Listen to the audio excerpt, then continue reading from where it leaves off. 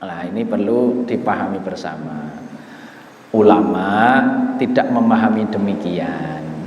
Ya, jadi ayat ini itu terkait kejujuran dan ingkar terhadap janji.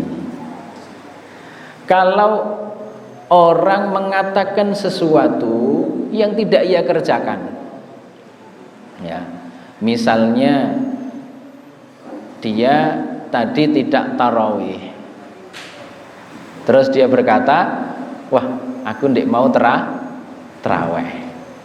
Omongan dia ini kan tidak sama dengan kenyataan. Dia mengucapkan sesuatu yang tidak dia kerjakan, itu namanya bohong. Lah, ayat ini larangan berbohong. Ya. Yang kedua, untuk mustaqbal, kejadian akan datang. Ya. Untuk kejadian akan datang. Dia berjanji nanti kalau saya naik kelas, satu kelas tak traktir semuanya. Naik kelas, satu kelas tak traktir semuanya. Ketika beneran dia naik kelas, koncone gak ditraktir, gak ditraktir koncone. Ya. Nah, ini kan dia mengucapkan sesuatu yang tidak dia kerjakan fil mustaqbal, namanya ingkar janji. Ya, ini ayatnya terkait dengan orang munafik. Orang munafik kalau dia berkata dia bohong. Jika dia berjanji dia mengingkari. Jika dipercaya dia khianat. Maka jangan terus digebiah orang yang tidak mengerjakan apa yang dia ucapkan itu dosa gede. Tidak demikian. Seumpama kok kayak begitu, niscaya orang nggak ada yang amar ma'ruf nahi mungkar lagi. Pahami? Nah, kemudian tak berikan riwayat. Hadisnya riwayat Imam At-Tabarani.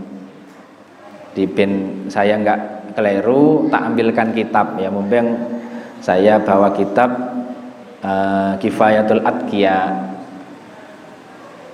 syarahnya ada juga Salalim ya. Sama, dia menjelaskan terkait orang yang mengucapkan sesuatu yang tidak dia kerjakan. Kemudian beliau adil meriwayatkan begini. An Anas radhiyallahu an annahu qala, sahabat Anas berkata, qultu ya Rasulullah, saya berkata wahai Rasulullah, la na'muru bil ma'ruf hatta naf'alah, kami tidak akan memerintah kebaikan sampai kami melakukannya. Wala nanha 'anil munkar, dan kami tidak akan mencegah kemungkaran hatta najtanibah, sampai kami meninggalkan kemungkaran tersebut. Wis ora arep ngelekke wong sampai aku iso nglakoni dhisik. Tidak akan mencegah kemungkaran sebelum saya juga meninggalkan kemungkaran tersebut. Ketoke apik ya iki, ketoke apik. Tapi apa jawabannya Kanjeng Nabi? Faqal muru bil ma'ruf, tetap perintah kebaikan. Wa illam taf'alu, meskipun sampean durung iso ngelakoni. Perintah terhadap kebaikan meskipun belum bisa mengerjakan. Karena ilmu harus disampaikan apa adanya. Nggih. Ilmu ya disampaikan apa adanya. Misalnya sholat duha itu hukumnya sunnah, sampaikan sholat duha hukumnya sunnah. Meskipun mohon maaf kadang kita belum bisa mengerjakannya, tapi tetap sampaikan ilmu. Sholat duha hukumnya sunnah. Tahajud sunnah hukumnya sunnah, meskipun kita belum bisa mengerjakan. Jikalau ilmu-ilmu itu disembunyikan gara-gara kita tidak melakukannya, niscaya ilmu akan hilang. Gara-gara merasa gak wani ngelakoni. Makanya zaman dhisik Kanjeng Nabi sudah antisipasi. Ya, sudah antisipasi Ketika sahabat Anas berkata demikian, beliau menjawab, perintahlah kebaikan meskipun kamu belum bisa mengerjakannya. Wanhu 'anil munkar, cegahlah kemungkaran. Wa illam tajtanibu, meskipun kamu belum bisa menjauhinya. Ya. Harapannya apa, Kang? Jikalau kita mengikrarkan demikian, kita ada kemungkaran kita diam saja, maka kesalahan kita itu dua. Jika ada kemungkaran, kita membiarkan, kesalahan kita dua. Satu, kita itu tidak mengingkari kemungkaran. Dua, kita juga ikut melakukan kemungkaran. Jadi kesalahannya dua. Padahal yang wajib terhadap kemungkaran yang kita lakukan apa? Satu, tarkul mungkar, meninggalkan kemungkaran. Dua, ingkarul mungkar, mengingkari kemungkaran. Ini dua hal harus dilakukan. Ya, nun sewu, misalnya ada kemungkaran, kita tidak melakukan, tapi hati kita tidak ingkar, yo keliru. Ya, kita mengingkari kemungkaran, tapi kita melakukan kemungkaran, yo keliru. Kelirune lo siji, ya. Tapi ini malah blas yo nglakoni kemungkaran, yo tidak mengingkarinya, kelirune double. Ya. Maka dari itu konco-konco kabeh, wis ilmu sampaikan apa adanya. Sampeyan ngerti ma'ruf kebaikan, sampaikan kebaikan itu. Menawa-menawa jalaran aku sampeyan menyampaikan kebaikan, menyampaikan kemakrufan, Gusti Allah memberikan pertolongan kepada kita. Soalnya paling tidak orang yang menyampaikan kebaikan kepada orang lain, terus orang lain melakukan kebaikan tersebut, kita dapat kiriman pahala. Kita dapat kiriman pahala karena pernah mengingatkan orang lain.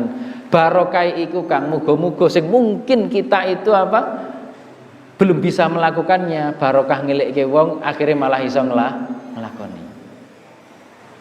Sakwali ana kemungkaran. Ya, ana kemungkaran. Awake dhewe isih nglakoni. Jangan segan untuk mengatakan bahwa yang mungkar itu mungkar.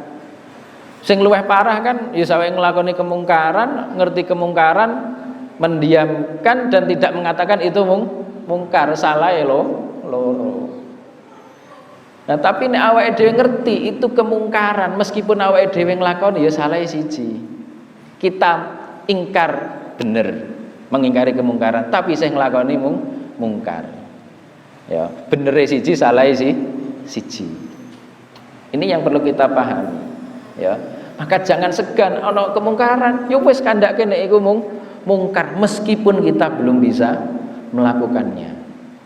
Jikalau kita semboyane aku gak wani nyegah iku sebab aku isih nglakoni, aku ora iso ngedoi. Lah terus sapa sing arep mengingkari kemungkaran? Ya ora ana meneh, Kang. Ya. Ini hal yang cukup penting yang perlu kami sampaikan. Ya, terkait hadis orang yang ngandani santri, ya kemudian mlebu neraka ditakoni kenapa jenengan kok mlebu neraka padahal dhisik sampean ngandani apik. Oh iya, aku dhisik nglakoni apik tapi aku malah gak nglakoni. Aku nyegah sampean mungkar tapi aku malah nglakoni kemungkaran. Nah, itu juga ada hadisnya. Maka semuanya terkait urusan surga neraka isiku murni sifat rahmat, sifat adile Gusti Allah. Ilmu tetap kita sampaikan, ya. Kita perlu menjaga konstitusi kebenaran ilmu. Jangan sampai gara-gara perbuatan kita menyampaikan ilmu sesuai dengan selera kita itu, ya, sing bahaya. Akhirnya maca kitab ya dicomot-comot sesuai dengan kepentingan misalnya, ya. Aja ngono, ya wis ngomong ilmu iso apa anane. Kalau kita lihat di beberapa kitab perbandingan itu malah Masya Allah menunjukkan saking adile para ulama. Ini iki beda yang ngomong beda, iki ngomong sepakat yang ngomong sepakat. Nah itu yang perlu kita jaga bersama. Ya. Saya nggak punya saku sebelum mati selain ibadah selain ibadah wajib. Nggak punya saku ibadah sunnah. Gak popo. Ya. Nek sampeyan delok ning hadis-hadis itu ana sahabat sing sangune mau apa salat, poso, zakat, ora duwe ibadah sunah-sunah liyane, mlebu surga. Sing penting husnuzon ning Gusti Allah. Ya. Saiki kuncine cinta ning Kanjeng Nabi meskipun awake dhewe gak iso nglakoni seperti total apa yang dilakukan oleh Kanjeng Nabi. Ya. Jadi ana kisah singkat cerita ana wong Badui takon ning Kanjeng Nabi, kapan hari kiamat? Kapan hari kiamat? Kanjeng Nabi jawab, "Lho, sangumu apa kok takok dina kiamat?" Orang Badui tersebut jawab, "Kula mboten gadah sangu napa-napa, salat nggih mboten pati ahli salat, poso nggih mboten ahli poso. Namun saya ini mencintai Allah dan Rasulnya. Illa anni ahbabtullaha wa rasulah. Hanya saja saya ini cinta pada Allah dan Rasulnya." Nabi jawab, "Anta ma'aman ahbabta." Kamu bersama orang yang kamu cintai. Insya Allah mlebu surga. Yakin masuk surga selama kita cinta kepada Allah dan Rasulnya. Dengan jawaban itu sahabat Anas senenge gak mekakat, ya. Suweneng banget. Soalnya apa ya Allah, iso bareng Kanjeng Nabi. Meskipun kok derajate ning surga gak padha ya beda ya, sesuai dengan kebaikan, tapi semoga-moga bareng-bareng ning surga. Ya, sahabat Anas sampai komentar, "Iya.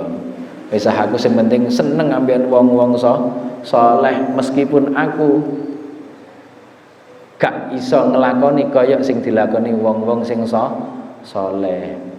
Cuman mengandalkan harapan cinta saya kepada mereka. Mas moyo bareng-bareng awake dhewe seneng Kanjeng Nabi, seneng wong-wong saleh." Imam Syafi'i pun demikian sampai ngendika, "Uhibbus shalihin walastu minhum." Saya iki seneng wong-wong saleh meskipun aku dudu wong saleh. Sampai beliau mengharap syafaat, beliau mengharap bantuan tawassul dari orang-orang saleh. Saking tawadhu'e Imam Syafi'i. Nek Kang Syafi'i rada beda. Ini Imam Syafi'i, "Uhibbus shalihin walastu minhum."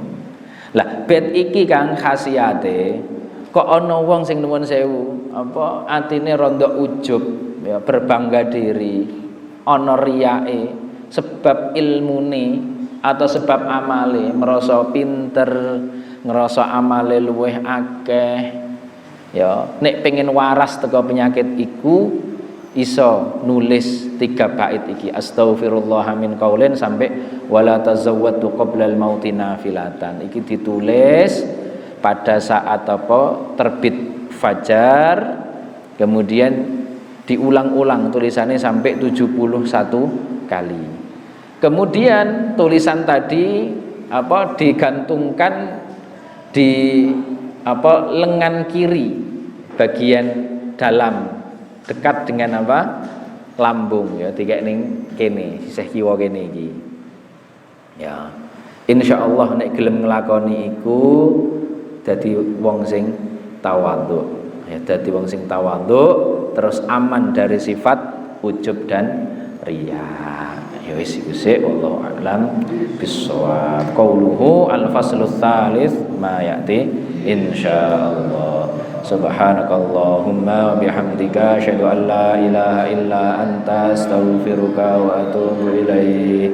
Maulaya salli wa sallim daiman abada ala habibika khairil khalqi kullihim حبيب الذي ترجى شفاعته لكل هول من الأهوال مقتحم ربي بالمصطفى بلغ مقاصدنا واغفر لنا ما مضى يا واسع الكرم يا أرحم الراحمين أرحم الراحمين يا أرحم الراحمين فرج على المسلمين. Assalamualaikum warahmatullahi wabarakatuh.